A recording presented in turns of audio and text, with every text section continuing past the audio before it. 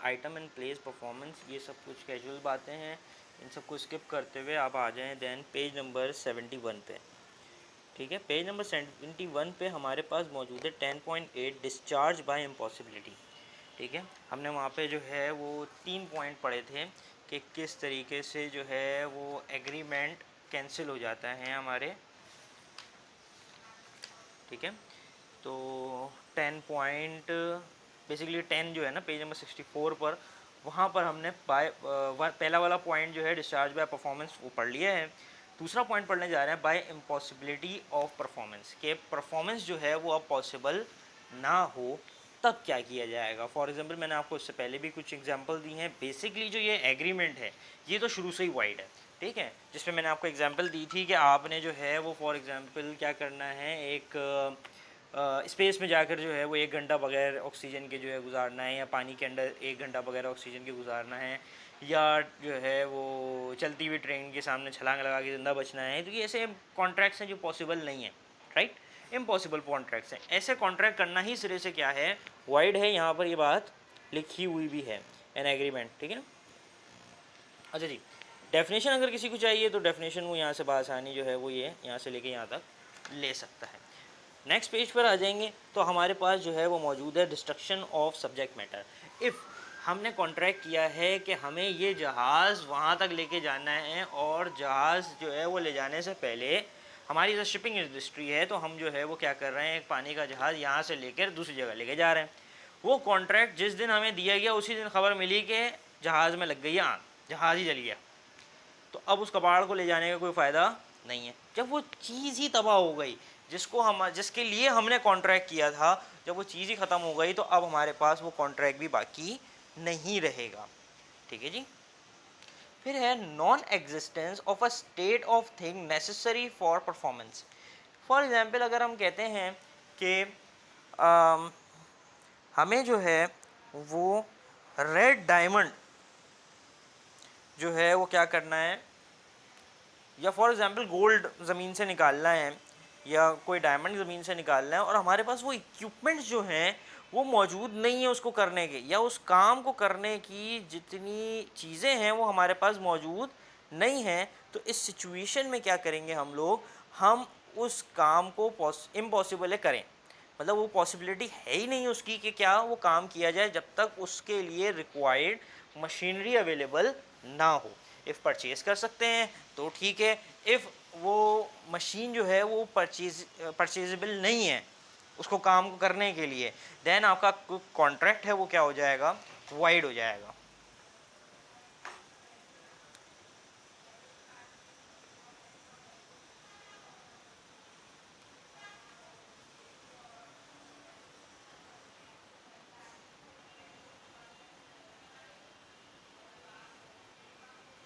अच्छा जी, हुआ यूँ सॉरी मैं death of personal incapacity, death और पर्सनल इनकैपेसिटी के अगर जिससे शख्स से कॉन्ट्रैक्ट किया गया है वो मर जाए इत्तेफाक किया, या वो किसी ऐसे हादसे का शिकार हो जाए कि वो क्या ना कर सके, वो काम को अंजाम ना दे सके, ठीक है, तो भी इस सिचुएशन में क्या होगा कि वो कॉन्ट्रैक्ट जो है वो वाइड हो जाएगा और ख़त्म हो जाएगा। अगर उसकी कुछ पेमेंट्स वगैरह होंगी तो वो दे दी जाएंगी, लेकिन बहरहाल वो कॉन्ट्रैक्ट अब आगे काम नहीं दे सकता, मतलब आगे नहीं चल सकता। फिर है supervening illegality. Supervening illegality is के आपने कॉन्ट्रैक्ट किया, शुरू में वो बिल्कुल ठीक था, फिर क्या हुआ, कुछ गवर्नमेंट अथॉरिटीज़ ने उसे इलीगल करार दे दिया।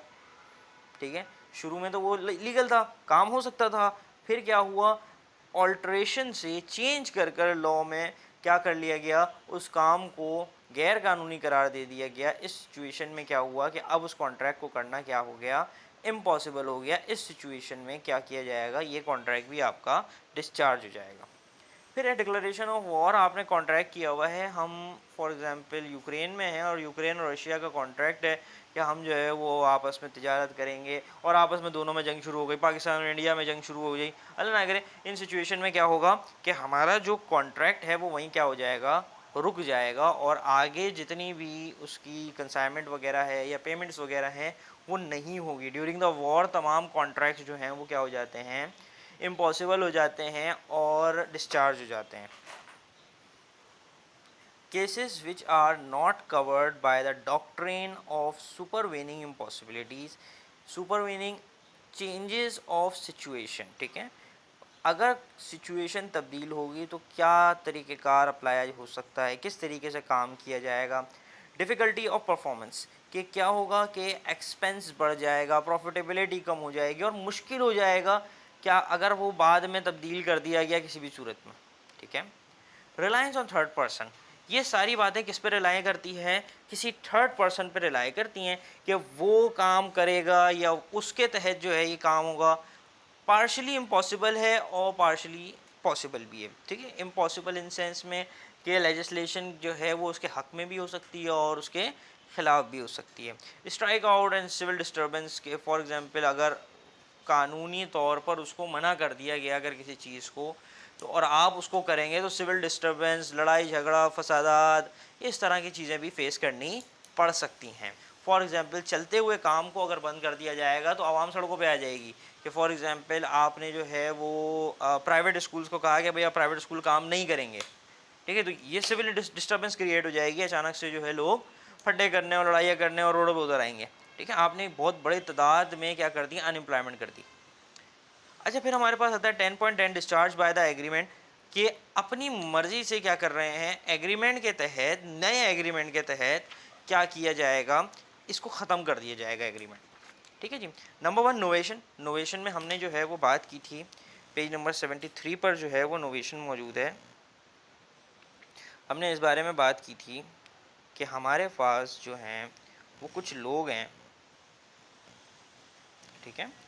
हमने कहा था हमारे पास ए का कॉन्ट्रैक्ट है बी से, बी का कॉन्ट्रैक्ट है सी से, कि बी ने सी से पैसे उधार लिए हैं, ठीक है, और ए को पैसे उधार दिए हैं, ठीक है। ये क्या कह रहा है, लिया है और यहाँ क्या किया है, दिया है, जैसे भी लिखना है। सो क्या कह रहा था मैं, हाँ, तो क्या किया है, यहाँ उसने उससे लिया है और यहाँ पर उसने उसको दिया है, ठीक है। कॉन्ट्रैक्ट लोन जो है या कह लें लाइबिलिटीज़ कह लें, ठीक है। तो जब ए सी ने ए को लोन दे दिया और बी ने जो है वो ए को लोन दे दिया, तो जब बी के पास ए जो है वो बी को पैसे देगा तो बी क्या कर देगा, सी को दे देगा, ऐसी बात है। तो हमने क्या कहा, हमने ये कहा कि क्यों ना हम एक नया कॉन्ट्रैक्ट बनाकर ए और सी को साथ कर दें कि डायरेक्ट अब ए जो है वो सी को पैसे दे दे, बी का जो है वो वहाँ से जिक्र ख़त्म हो जाए। इस तरह के नए कॉन्ट्रैक्ट जो हैं, क्योंकि देखो नया कॉन्ट्रैक्ट बनाने के लिए पुराना कॉन्ट्रैक्ट ख़त्म करना पड़ेगा, जब तक नया पुराना कॉन्ट्रैक्ट ख़त्म नहीं होगा तब तक नया कॉन्ट्रैक्ट नहीं बन सकता। तो इस तरह के नए कॉन्ट्रैक्ट को बनाने के लिए जो है वो काम किया जाता है। अब ये तो लोन की एग्जांपल हो गई, आप चावल की भी ले सकते हैं। फॉर एग्जांपल रशिया से ऑयल जो है वो दुबई जाएगा और दुबई से वो ऑयल जो है वो पाकिस्तान आएगा, अमूमन ऐसे ही पिछले वक्तों में होता रहा है, या अमेरिका से, ठीक है जी। अब हमने क्या कहा कि हम यहाँ से जो है वो दुबई का जिक्र हटा देते हैं और हम क्या करते हैं, डायरेक्ट रशिया से पाकिस्तान ऑयल जो है वो डायरेक्ट ले आते हैं, कॉस्ट भी कम पड़ेगी और एक नया कॉन्ट्रैक्ट बन जाएगा बिटवीन रशिया एंड पाकिस्तान। तो इस कॉन्ट्रैक्ट को तो ख़त्म होना पड़ेगा, उसके लिए इस कॉन्ट्रैक्ट के बनने के लिए इसका ख़त्म होना क्या है, ज़रूरी है। तो पहले ये ख़त्म हो जाएगा तो फिर नया बन जाएगा। फिर हमारे पास है ऑल्ट्रेशन चेंजेस। पहले हमने जो है वो 10 केजी जो है वो मैट्रिक टन कह लें या 10 केजी आटा कह लें, हमने मंगाया था, अब हमने उसे चेंज कर बढ़ा दिया है, हमने उसे 15 केजी कर दिया है। इस सिचुएशन में पहले वाला कॉन्ट्रैक्ट ख़त्म हो गया है, जब डिस्चार्ज हो गया पहले वाला कॉन्ट्रैक्ट तब जाके ये नया बना है।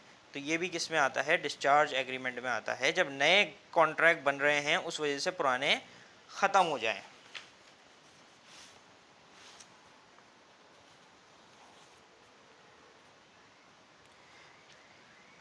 अब यहाँ पर है, इन्होंने क्या किया, म्यूचुअली आपस में बाहमी ताल्लुकात की बिना पर, आपस के ताल्लुकात की बिना पर इन्होंने क्या कहा कि अब हम क्या कर रहे हैं, अपना कॉन्ट्रैक्ट ख़त्म कर रहे हैं ना।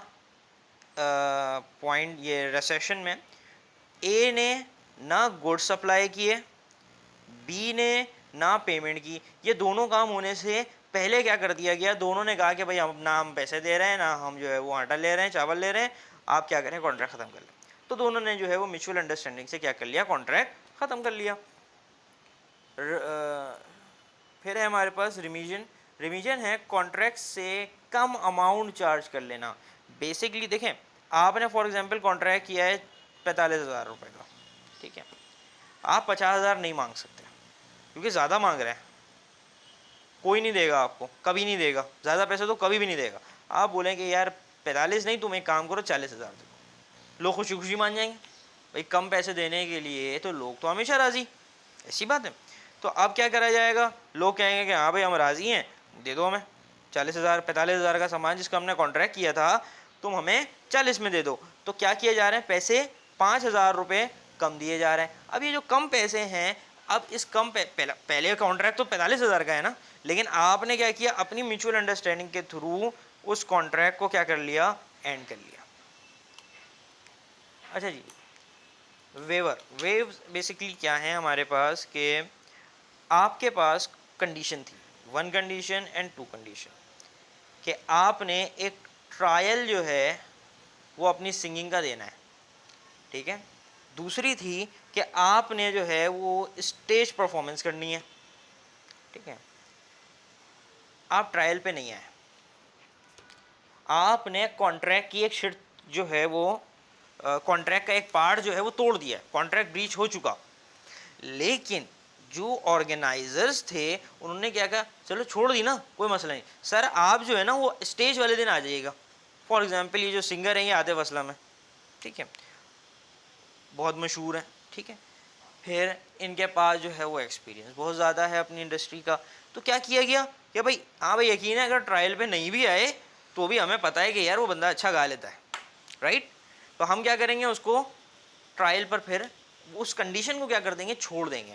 तो ऐसी कंडीशन छोड़ देना जो है, तो बेसिकली आपके कॉन्ट्रैक्ट का पार्ट था लेकिन आपने क्या करी, छोड़ दी है। इसको जो है वो वेव कहते हैं। मर्जर, मर्जर होता है कि आपके इसमें जो है हम क्या कर रहे हैं, कॉन्ट्रैक्ट को जो है वो उसमें कुछ ऐसे पॉइंट्स थे जो इन्फीरियर थे, छोटे छोटे थे, कि भाई हमने जो है ना वो एक शादी की अरेंजमेंट करवाई है जिसमें जो है वो दूल्हा जो है वो आएगा गाड़ी में, और जो है ना वो गाड़ी में आने के बाद उसको जो है ना वो एक हार पहनाया जाएगा और मुख्तलिफ जो है वो तोहफे वगैरह दिए जाएंगे।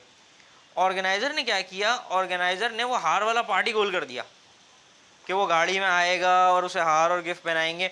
उसमें से क्या हो गया, एक पॉइंट जो है वो गोल हो गया, वो गाड़ी में तो आया लेकिन ना गिफ्ट हुए ना हार हुए, डायरेक्ट जाके स्टेज पे बैठ गया।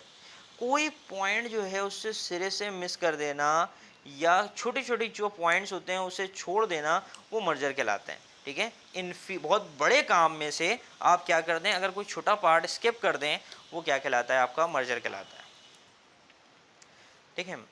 अब हमारे पास आता है डिस्चार्ज बाय ब्रीच। ब्रीच है कि आपने क्या कर दिया कि छोड़ दिया काम, मुकम्मल तौर पर आपने ये इलीगल एक्टिविटी की है कि जब आपने कॉन्ट्रैक्ट बनाया था तो यू हैव टू फुलफ़िल, और अगर आप फुलफ़िल नहीं कर सकते हैं तो फिर कुछ प्रॉब्लम्स जनरेट होंगी। अब रेमेडीज़ दी जाती हैं, ठीक है। ये बेसिकली कॉन्ट्रैक्ट क्या है कि भाई चावल और आटे का हुआ, तो हमने क्या किया, नहीं पे किया ना, या तो हमने चावल नहीं लिए या तो हमने काम नहीं किया। फिर इस पे होते हैं 3 किस्म के मामलात, नहीं सॉरी 5 हैं, हाँ 5 किस्म के मामलात। नंबर 1 है डैमेजेस। डैमेजेस ये आ गया, कुछ लिक्विड डैमेज होते हैं, कुछ आपके पास जो है वो असेसमेंट और अनलिक्विडेटेड डैमेज होते हैं। बेसिक हमारे पास जो है यहाँ पर डैमेजेस की मैं आपको एक अलग से एग्जांपल बता रहा हूँ। ये कुछ हमारे पास जो हैं वो 5 पॉइंट्स हैं, ये लिख लें अपने पास, पेपर में अमूमन ये आते हैं, ठीक है जी। ऑर्डिनरी डैमेज, हेडिंग डाल लें अपने पास, suit for damages. Ordinary damage number 1 है। ऑर्डिनरी डैमेज होता है जितना नुकसान हुआ है उतने पे करे जाएं। 10,000 का नुकसान हुआ 10,000 पे किए जाएं, 20 का हुआ तो 20 पे किए जाएं। वीडियो पॉज कर लें, मैं इसको ज़रा कंटिन्यू कर देता हूँ, देन आप इसको लिख कर कंटिन्यू कर लीजिएगा। Special damages, special damages is के हमें एक स्पेशल सर्कमटेंसेस में क्या हुआ है, लॉस हुआ है। हमने जो है वो अपनी शादी के लिए सूट सिलवाया था और बंदे ने उसी दिन नहीं दिया, अब हम क्या पहने? तो हमें तो एक अब नॉर्मल किस्म का लॉस हुआ है। हमारी रिस्पेक्ट, हमारे जो मामलात है वो सब बहुत ज़्यादा डैमेज हुए हैं। तो अच्छा, ये बुक में नहीं लिखा हुआ है, ठीक है, मैं अपने पास से बता रहा हूँ। तो हमें बहुत ज़्यादा एक्स्ट्रॉर्डनरी नॉलेज लॉस हुआ है, तो हमें क्या एक्स्ट्रॉर्डनरी कंपलसेशन चाहिए इसका। तो डैमेजेस की जो पेमेंट्स होंगी वो क्या होंगी, एक्स्ट्रॉर्डनरी होंगी।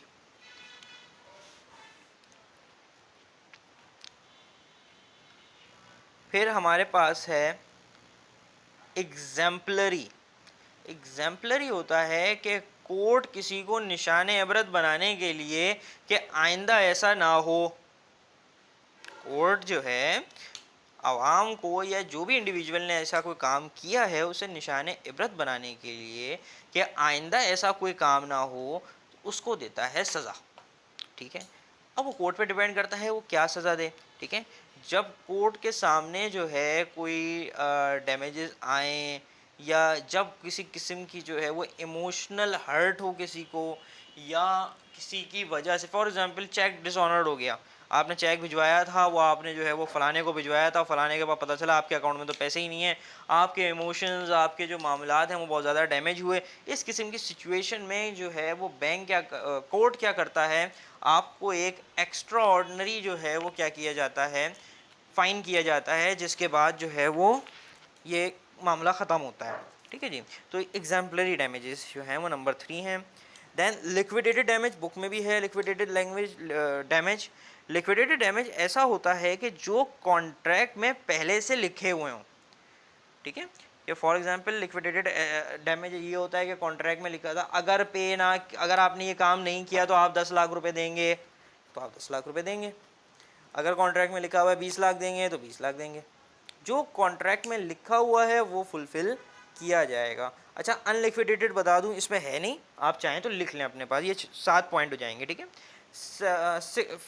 4 हो गया, ये 5th लिख लें, अनलिक्विडेटेड डैमेज। लिक्विडेटेड डैमेज इस तरीके से होते हैं, उसमें आपके पास जो है वो लिखा हुआ नहीं होता, ठीक है, कि कितना लॉस हुआ है, ये आपके कॉन्ट्रैक्ट में नहीं लिखा होता, कोर्ट डिसाइड करता है बाय मीन्स ऑफ दिस। यहाँ पे 2 बातें लिखी हुई हैं। पहली बात लिखी हुई है कि रिमोटनेस ऑफ लॉस और मेजरमेंट ऑफ डैमेज, के लॉस जो है वो कितना हुआ है उस हिसाब से, पहला पॉइंट। और लॉस की कीमत क्या थी, पहले कितना हुआ है प्लस लॉस की कीमत क्या थी, इन दोनों सिचुएशन को जज करने के बाद कोर्ट ये फैसला करता है कि कितने तक का जो है क्या किया जाएगा, फाइन पर पे करना होगा या जो भी मामला होंगे, ठीक है। फिर नंबर 6 हमारे पास आता है last point, nominal damages. Nominal damages जो होते हैं वो एक बार का किस्सा है कि जो है ना वो पता नहीं किस अदालत का है, मुझे याद नहीं है। तो हुआ ये था कि एक बच्चा जो है वो ब्रेड लेकर भाग गया था, तो दुकानदार ने पकड़ा और उस पर केस फाइल किया और उसको जो है वो अदालत ले गए। तो वहाँ की अदालत ने जो है वो फैसला सुनाया कि जिसकी दुकान है वो फ़ाइन देगा और उस कोर्ट रूम में मौजूद जितने लोग हैं वो सब जो है वो 5-5 या 10-10 डॉलर्स जो हैं वो क्या करेंगे, पे करेंगे। पाकिस्तान का केस नहीं है लेकिन बाहर का है, लेकिन है। तो मामला ऐसे थे कि नॉमिनल मामूली से कुछ चार्जेस लगा दिए गए, ठीक है जी। ये मामूली से जो चार्जेस हैं ये नॉमिनल डैमेजेस कहलाते हैं। आई होप कि ये सारे आपको यहाँ तक क्लियर हो गए होंगे, और ये अपने पास खुसूसन लिख लें जो मैंने 6 पॉइंट्स बताए हैं।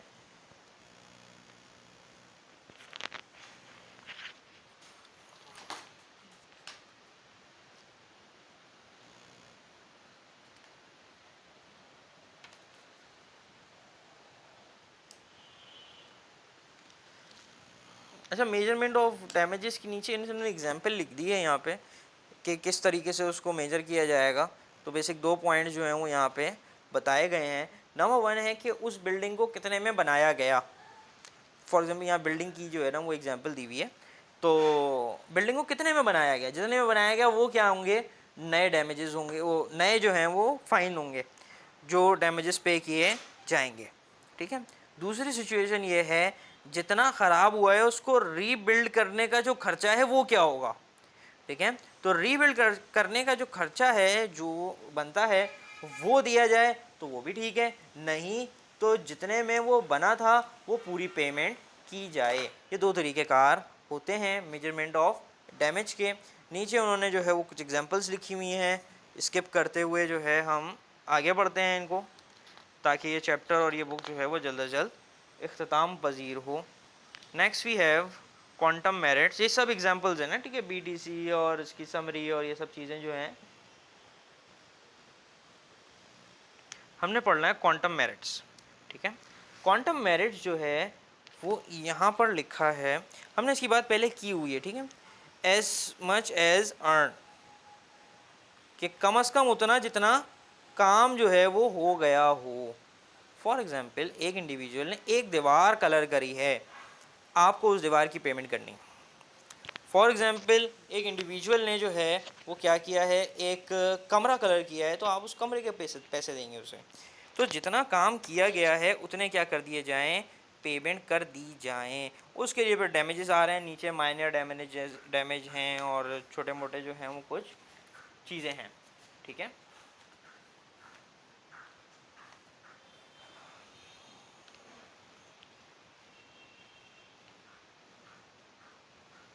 रिसेशन हम पीछे पढ़ ही चुके हैं, इसी वीडियो में ही है, तो हम उसको ज़्यादा डिस्कस नहीं कर रहे हैं, ठीक है जी।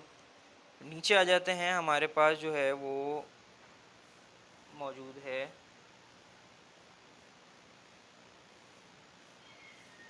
Guarantee and indemnity. देखिए गारंटी और इंडेमनिटी जो है वो दोनों अलग अलग बातें हैं, मिक्स नहीं कर दीजिएगा इसको यहाँ पर।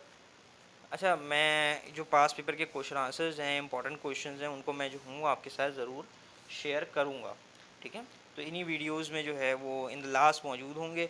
आप कोशिश कर लें कि जब आप कुछ 2 चैप्टर पढ़ लें तो 2 चैप्टर के नीचे जाके जो है वो सवाल जवाब याद कर लें। उनकी PDF फाइल जो है वो आपको मैं व्हाट्सएप पे भी भेज दूँगा। आप यहाँ से उसको लिखना चाहें तो ज़्यादा अच्छा है, कि अपने पास नोट कर कर जो है उसे याद कर लें, ठीक है। PDF से पढ़ना चाहें तो PDF जो है वो आप मुझसे व्हाट्सएप से कलेक्ट कर सकते हैं। सो गारंटी एंड इंडेमनिटी। गारंटी एक अलग चीज़ है, इंडेमनिटी जो है वो अलग है। पहले हम इंडेमनिटी पढ़ने जा रहे हैं, बाद में हम पढ़ेंगे गारंटी को, राइट। इंडेमनिटी होती है टू कंपनसेट द लॉस, कि जितना लॉस हुआ है उसको कंपनसेट करना क्या कहलाता है, आपका इंडेमनिटी कहलाता है, ठीक है जी।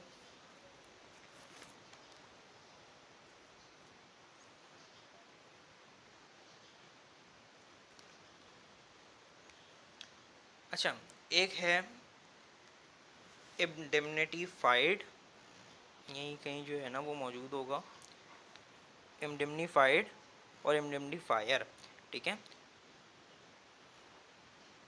ये वो है जो कंपनसेट करेगा, ठीक है, और ये वो है जिसका कंपनसेट किया जाएगा, ठीक है।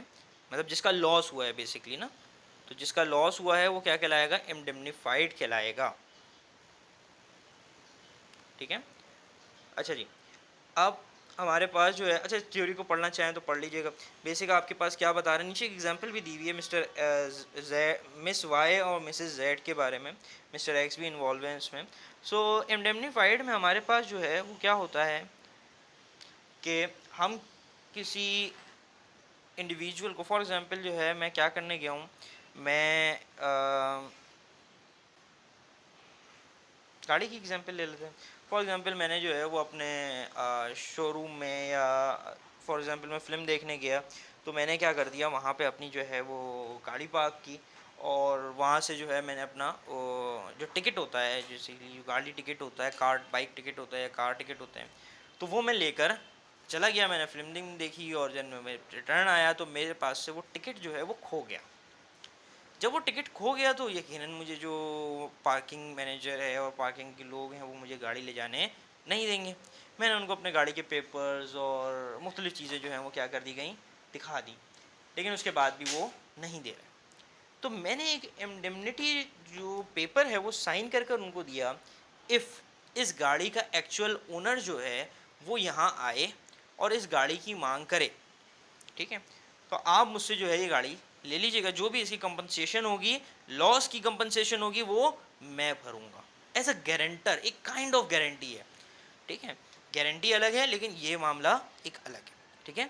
आई होप कि ये इंडिमनिटी आपको यहाँ समझ आई होगी कि इफ़ अगर कोई लॉस होगा तो मैं क्या करूँगा, उसको बेयर करूँगा, मैं उसकी जो है वो कंपनसेशन करूँगा। अगर कोई भी इंडिविजुअल आया और ये कहा कि ये गाड़ी मेरी है, तो मैं उस गाड़ी के साथ साथ इस कंपनी का या इस जगह का जो भी लॉस हुआ है वो सब कुछ पे करूँगा। ठीक है। इस तरह की जो कंपनसेशंस होती हैं वो आपकी क्या कहलाती हैं, इंडिमनिटी कहलाती हैं। नेक्स्ट पेज पर आ जाएंगे तो नेक्स्ट पेज पर हमारे पास मौजूद है कॉन्ट्रैक्ट ऑफ गारंटी। ठीक है जी। अब गारंटी क्या है? गारंटी ये होती है ए बी एंड सी।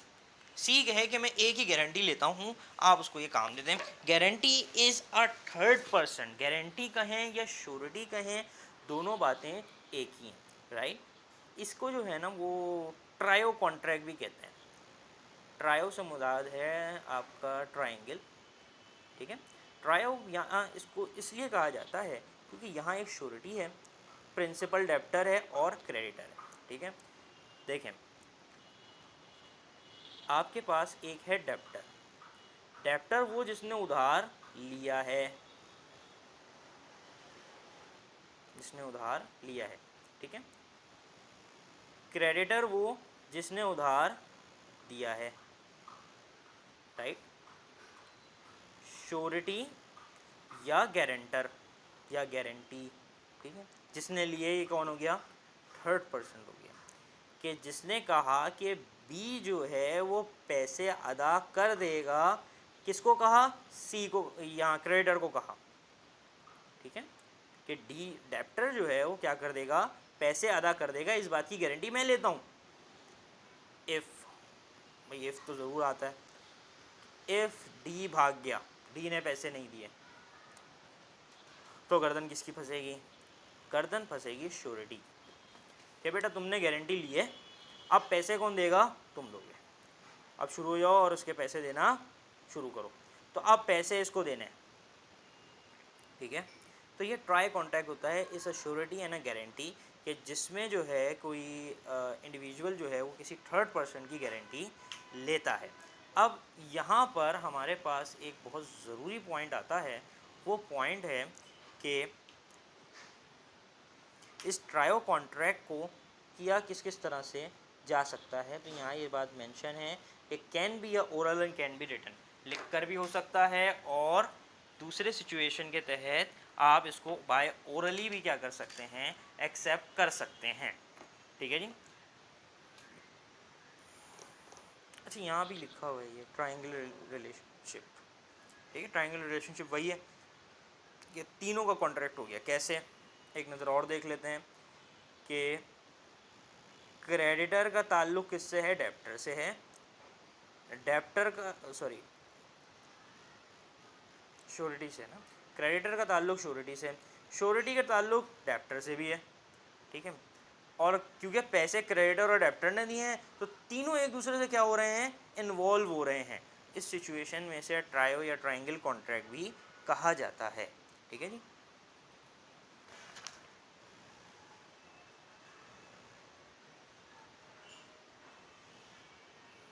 अच्छा, ये इंडेमनिटी और ये गारंटी का जो डिफरेंस है ना, मैं आपको ये लास्ट पेज पर जो है ना, ये मैं इसका जो बेसिक डिफरेंशिएट है वो आपको करके दिखा दूंगा।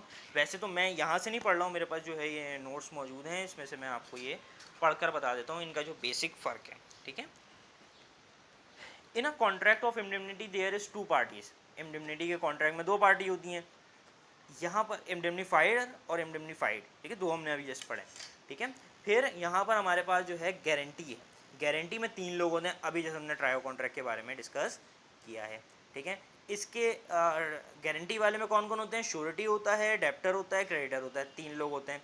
वहाँ कौन लोग होते हैं, आपका इंडेमनीफायर होता है और इंडेमनीफाइड होता है, तो ये दो लोग होते हैं। लाइबिलिटी कोई जो है वो प्राइमरी है, बेसिक लाइबिलिटी है। ठीक है। जिसमें इंडिविजुअल जो है वो इंडिपेंडेंट है, इफ़ अगर हुआ तो की बात है। लेकिन यहाँ क्या है, यहाँ तो बेसिक उधार लिया ही है। जब उधार लिया ही है तो जो लाइबिलिटी है वो सेकेंडरी लाइबिलिटी है।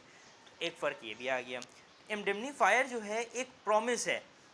ठीक है। इंडेमनीफायर जो है वो क्या है, एक प्रॉमिस है। लेकिन गारंटी जो है वो एक श्योरिटी है, एक वजाहत है कि मैं क्या करूँगा, पे कर दूंगा या ये इंडिविजुअल जो है वो पे कर देगा। तो एक वजाहत है। तो ये इसका बेसिक क्या है, डिफरेंशिएट है। लेकिन ये जो है जब मैं आपको क्वेश्चन आंसर शेयर करूंगा इसके, तो इसका बेसिक डिफरेंशिएट जो है ना वहाँ लिखा हुआ है आसान अल्फाजों में, तो वो भी आप वहाँ से पढ़ के याद कर लीजिएगा।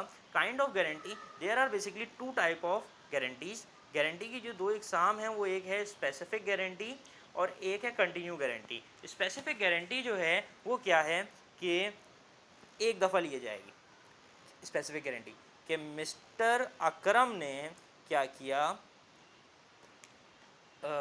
इसको मैं डेप्टर लिख देता हूँ। Mister Akram as a debtor, उधार लेने वाला, ठीक है, इसने कहा कि भाई किससे,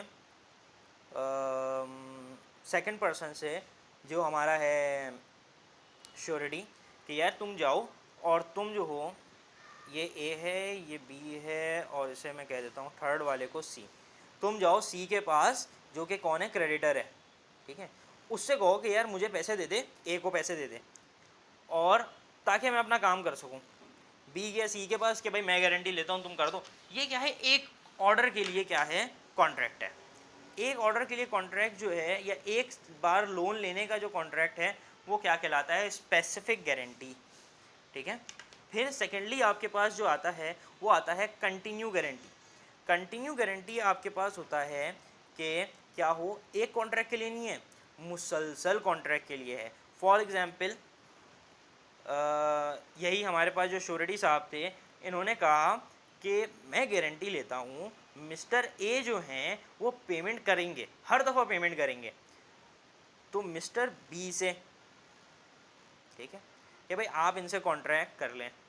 मिस्टर बी क्या करते, मिस्टर बी इनको यहाँ से सामान शिफ्ट करते, ये कहता कि मैं 2 दिन के बाद पेमेंट करूँगा, ठीक है।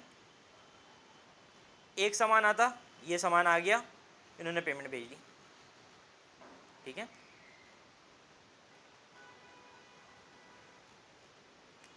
नेक्स्ट सामान आया, इन्होंने नेक्स्ट पेमेंट भेज दी, नेक्स्ट सामान आया, इन्होंने नेक्स्ट, 2 दिन के बाद। ये क्या है, कंटिन्यू चलती रहेगी। ये लायबिलिटी का सिस्टम जो है वो चलता रहेगा। श्योरिटी ने कहा है कि भाई वो 2 दिन के बाद जो है वो आपको ट्रांसफ़र करता रहेगा, आप सामान बेचते रहें। ये क्या है, ये कंटिन्यूस जो है गारंटी है कि ये चलती रहेगी। इफ़ अगर एक टाइम जो है वो क्या हुआ, किसी ने धोखा दिया इसमें, तो इस सिचुएशन में क्या हो जाएगा, कॉन्ट्रैक्ट जो है वो ब्रीच हो जाएगा और कॉन्ट्रैक्ट वहाँ से ख़त्म हो जाएगा।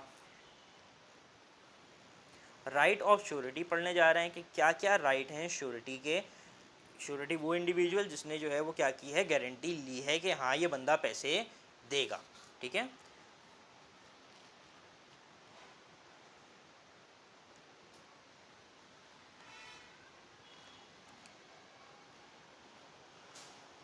राइट अगेंस्ट द क्रेडिटर, ठीक है। क्रेडिटर के हिसाब से उसके ऊपर क्या राइट्स बनते हैं, इफ़ अगर मिस्टर जो डेप्टर है, मिस्टर डी जो हैं, वो लोन देने से मना कर दें, पैसे देने से मना कर दें, तो श्योरिटी साहब जो हैं वो क्या करेंगे, बात इसकी आ रही है यहाँ, ठीक है जी। राइट ऑफ एक्सोनरेशन, राइट ऑफ एक्सोनरेशन क्या है, माफ़ी, माफ़ी की गुंजाइश है। गुंजाइश इस सूरत है कि क्या करे कि जो क्रेडिटर है वो उसको माफ़ कर दे, ठीक है। कि इफ़ अगर कोई सिक्योरिटी जो है वो प्रिंसिपल डेप्टर ने या जिसने उधार लिया था बेसिक, उसने कोई सिक्योरिटी रखवाई है, वो उसको ज़ब्त कर कर क्या करें, जो श्योरिटी है उसको क्या कर दें, माफ़ कर दें, ठीक है। उस कॉन्ट्रैक्ट से उसे बग़ैर किसी हार्म के, बग़ैर किसी नुकसान के रिलीज़ कर दें, एक पॉइंट। बी पॉइंट कहता है right to the surety, right है श्योरिटी सिक्योरिटी का, ठीक है।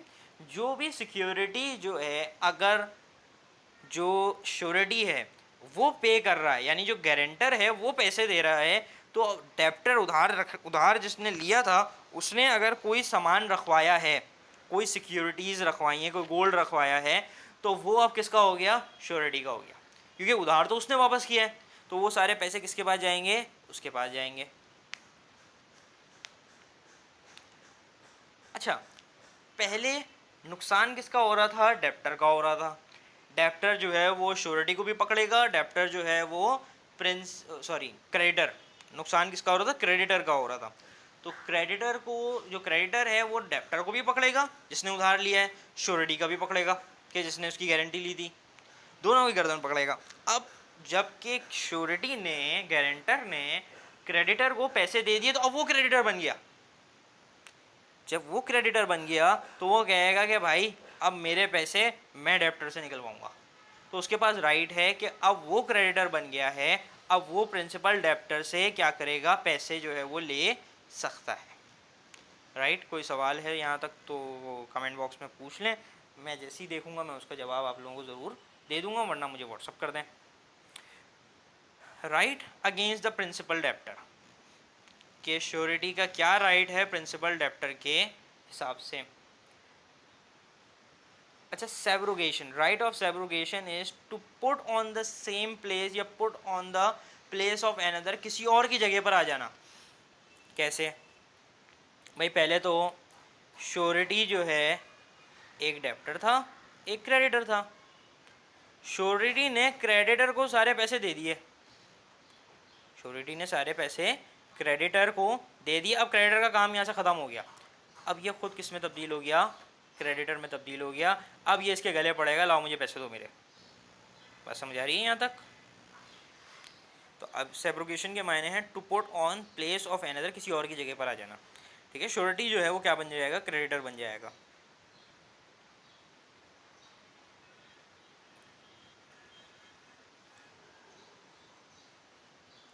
सेकंड पॉइंट है right to indemnity. Right to indemnity is के जो लॉस हुआ है, जो नुकसान हुआ है, उसकी कंपनसेशन जो है वो प्रिंसिपल डेप्टर यानी कि जिस शख्स ने उधार लिया है वो उस लॉस की क्या करेगा, भरपाई करेगा। अच्छा, there can be more than one surety या मोर देन वन गारंटर। ऐसा भी हो सकता है कि आपके कॉन्ट्रैक्ट में जो हैं वो दो गारंटर हैं, मिस्टर ए भी हैं, मिस्टर बी भी हैं। ठीक है, ए और बी यानी 1 और 2, दो डेप्टर्स, दो जो हैं वो श्योरिटी मौजूद हैं। अब दोनों में क्या हो जाएगा, मामला इक्वली डिस्ट्रीब्यूट हो जाएगा। अब इसको तफसील से जानने के लिए इसमें परेशान होने की ज़रूरत नहीं है, जो भी पैसे लेने देने हैं वो इनमें इक्वली हो जाएंगे। जो सिक्योरिटी जो है प्रिंसिपल डेप्टर ने रखवाई हुई हैं वो इस पर क्या हो जाएंगे, इक्वल हो जाएंगे, या जितने रेशो से गारंटी ली गई है उस रेशो के हिसाब से डिवाइड हो जाएंगे। तो इसमें कोई ज़्यादा डिफरेंस मौजूद नहीं है। क्लियर है।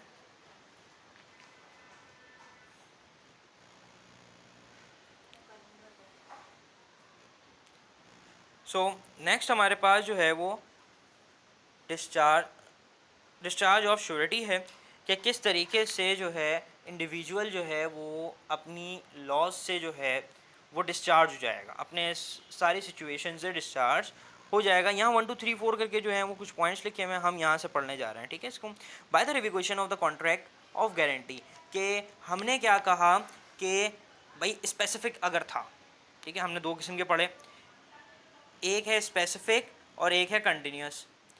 ठीक है, हमने दो किस्म की गारंटी पढ़ी। अब इन दोनों सिचुएशन में क्या हुआ कि अगर स्पेसिफिक था तो अब तो दे दिया पैसा, अब श्योरिटी फंस गया। श्योरिटी ने क्रेडिटर और डेप्टर के दरमियान जब कॉन्ट्रैक्ट था, क्रेडिटर ख़त्म हो गया, क्रेडिटर ख़त्म हो गया, क्यों, क्योंकि श्योरिटी ने उसको पे कर दिया। ठीक है, अब इस सिचुएशन में क्या होगा, अब बच गया कंटिन्यूस एक्ट।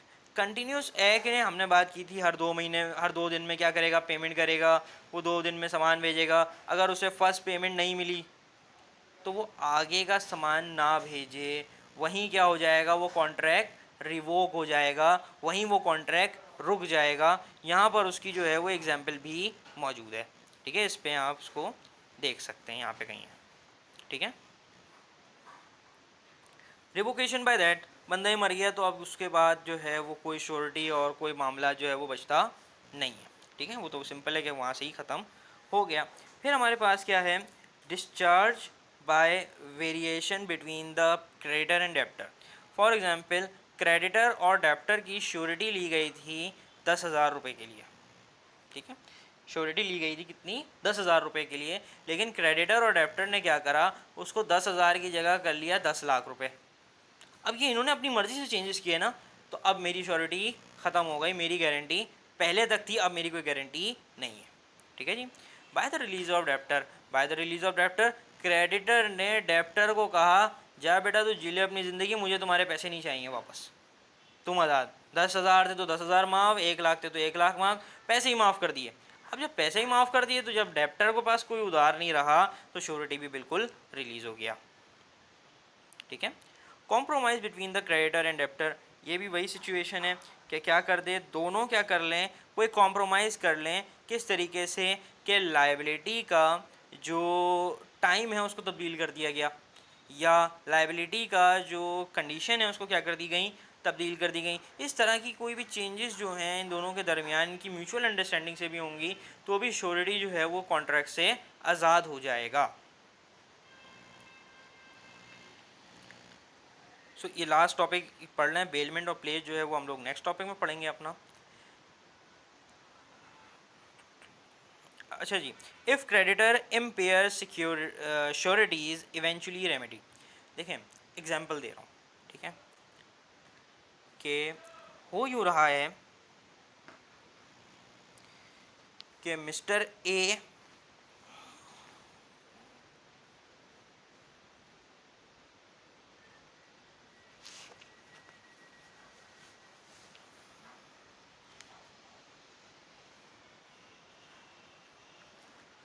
फॉर एग्ज़ाम्पल मैं आपको इसकी चलें गोल्ड, हाँ हम फॉर एग्ज़ाम्पल जो है वो प्रिंसिपल डेप्टर ने रखवाया, डेप्टर कौन, उधार लेने वाला, उसने रखवाया गोल्ड, श्योरिटी ने ली गारंटी कि हाँ ये गोल्ड आप इसको रखवा दें, इससे पैसे ले लें, मैं दोनों की गारंटी ले लूँ, दोनों जो हैं वो क्या करेंगे आपस में रिजॉल्व कर लेंगे।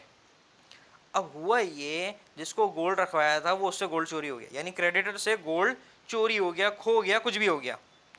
अब डेप्टर तो पैसे नहीं देगा क्योंकि आपके पास रिटर्न करने के लिए क्या नहीं है, उसका गोल्ड अवेलेबल नहीं है। इफ़ आपके पास रिटर्न करने के लिए उसका मटेरियल अवेलेबल नहीं है तो वो भी आपको आपके पैसे वापस नहीं करेगा। इस सिचुएशन में क्या होगा, दोनों तरफ से आज़ाद हैं, तमाम जो मामलात हैं वो क्या हो गए, फ्री हो गए, और वहाँ पर श्योरिटी जो है वो भी क्या हो गया, डिस्चार्ज हो गया।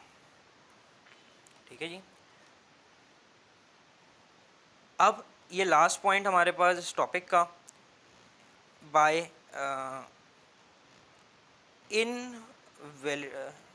Invalidation of contract. Invalidation of contract जो है वो दो किस्म से होती है, एक सेक्शन 142 एंड सेक्शन 143 के हिसाब से।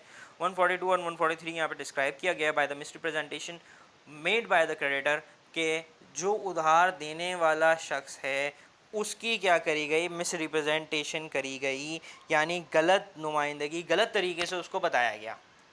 फॉर एग्ज़ाम्पल मैं आपसे कहता हूँ कि आप फ़लाने इंडिविजुअल के पास जाएं, उससे उधार लें, ठीक है, और मैं उससे उधार लेना चाहता हूँ, आप मेरी गारंटी ले लें। आपको नहीं पता था कि वो इंडिविजुअल ने क्या किया है, आप फॉर एग्ज़ाम्पल क्या किया गया कि वो पैसे लेकर भाग गया। मैं इसकी एग्जांपल यहाँ लिख देता हूँ, A B and C. B जो है वो श्योरिटी है, ठीक है। हुआ यूँ कि सी ने जो है वो बी को कहा कि आप जो है वो ए से मेरी गारंटी लेके पैसे मुझे दे दें। बी ने कर दिया, सी जो है वो भाग गया, सी जो है वो भाग गया, कोर्ट ने फाइन वाइन किया और कोर्ट ने कहा कि भाई ठीक हो गया। अब सी को जो है वो श्योरिटी ने उसको पैसे दे दिए। अब हुआ यूँ कि बाद में ये बात पता चली कि ए ये बात जानता था कि सी पैसे नहीं देगा, ए ये बात जानता था कि सी पैसे नहीं देगा, फिर भी उसने गारंटी के बल पर उसको पैसे दे दिए। तो यहाँ पर जो है वो क्रेडिटर फंस जाएगा। क्रेडिटर से कहा जाएगा जब ये बात तुम जानते थे कि ये सी उधार लेता है तो उधार वापस नहीं करता, तो तुमने फिर भी इसको उधार क्यों दिया। जो सी को कोर्ट पकड़ेगी वो तो एक अलग बात है, लेकिन अब वो कोर्ट जो है वो ए को भी फाइन करेगी कि अब तुम्हारी भी इसमें गलती है कि जब तुम्हें पता था कि सी उधार नहीं देगा फिर भी तुमने उधार दिया। तो ये क्या है, मिस रिप्रेजेंटेशन है कि क्रेडिटर जो है उसमें गलत बयानी जो है वो करे। या 143 कहता है कि ज़रूरत के वक्त क्या हो जाए, चुप हो जाए। यही ABC वाली कंडीशन में ही उसे पता था कि वो जो है वो पैसे वापस नहीं करेगा, लेकिन वो उस वक्त क्या रहा, चुप रहा। ऐसी सिचुएशन में क्या होगा कि कोर्ट जो है वो ए के खिलाफ यानी क्रेडिटर के खिलाफ भी फैसला सुना सकती है। 20 केस में अगर श्योरिटी के खिलाफ सुनाएगी तो 2 केस में वो क्रेडिटर के खिलाफ भी सुना सकती है। डेप्टर की बात यानी उधार लेने वाले शख्सियत की अगर बात करें वो तो सिरे से गलत है ही। ठीक है जी। बेलमेंट और प्लेज जो है वो हम नेक्स्ट टॉपिक में अपना क्लियर आउट करेंगे। बेलमेंट और प्लेज आई गेस इसका लास्ट टॉपिक है, नहीं एजेंसी भी है, एक एजेंसी है, 2 टॉपिक हो गए।